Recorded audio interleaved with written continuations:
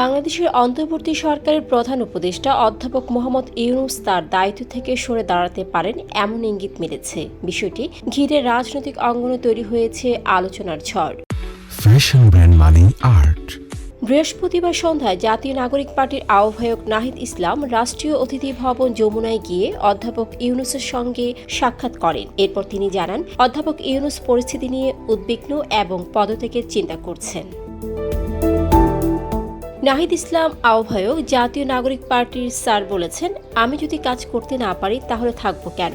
আমাকে আনা হয়েছিল সংস্কার ও পরিবর্তনের আশায়, কিন্তু এখন আমি নিজেই জিম্মি হয়ে যাচ্ছি।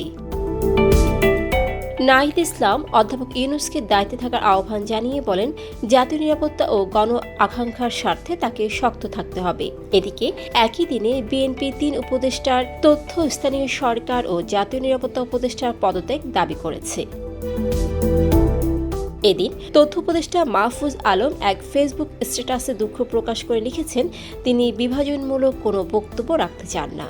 দায়িত্ব পালনে অনিশ্চয়তার মুখে অধ্যাপক ইউনূসের সিদ্ধান্ত এখন পুরো জাতির দৃষ্টি কেড়েছে। তিনি দায়িত্বে থাকবেন নাকি সরে দাঁড়াবেন তা নির্ভর করছে রাজনৈতিক দলগুলোর আচরণ ও সংলাপের পরিবেশের উপর। ডেস্ক রিপোর্ট, সারাদিনের সংবাদ। ফ্যাশন ব্র্যান্ড মানে art. Men's, ladies and kids wear. Art. Be smart.